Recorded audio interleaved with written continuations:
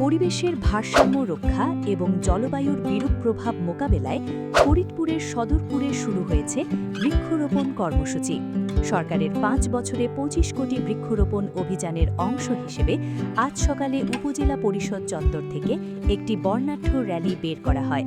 পরে পরিষদ সংলগ্ন বালুর মাঠে বিভিন্ন প্রজাতির চারা রোপণের মাধ্যমে এ কর্মসূচির আনুষ্ঠানিক উদ্বোধন করেন উপজেলা নির্বাহী কর্মকর্তা শরীফ শাওন। অনুষ্ঠানে সদরপুর থানার ভারপ্রাপ্ত কর্মকর্তা আব্দুল আল মামুন শাহ সহ স্থানীয় প্রশাসনের কর্মকর্তা ও রাজনৈতিক ব্যক্তিবর্গ উপস্থিত ছিলেন।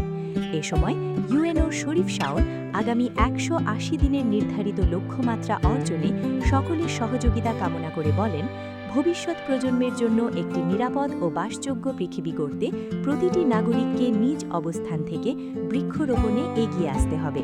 সকলেই জানেন যে মাননীয় প্রধানমন্ত্রী প্রতি ৫ বছরে দেশব্যাপী ৫ বছরে ২৫ কোটি যে বৃক্ষরোপণ কর্মসূচি, সেই কর্মসূচির আজকে মাননীয় প্রধানমন্ত্রী কক্সবাজারের দুলা হাজরাতে উনি উদ্বোধন করেছেন।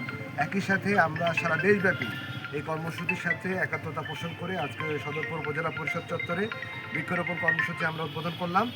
আমরা ইনশাআল্লাহ আমাদের উপজেলা পরিষদ সহ ইউনিয়ন পরিষদ এবং প্রত্যেকটি ওয়ার্ডে বৃক্ষরোপণ কর্মসূচি পরিচালিত হবে এবং এর মাধ্যমে ৫ বছরে যে ২৫ কোটি বৃক্ষরোপণ যে কর্মসূচি, সেই কর্মসূচি আমরা সফলভাবে বাস্তবায়ন করতে পারবো, এই আশাবাদ ব্যক্ত করছি।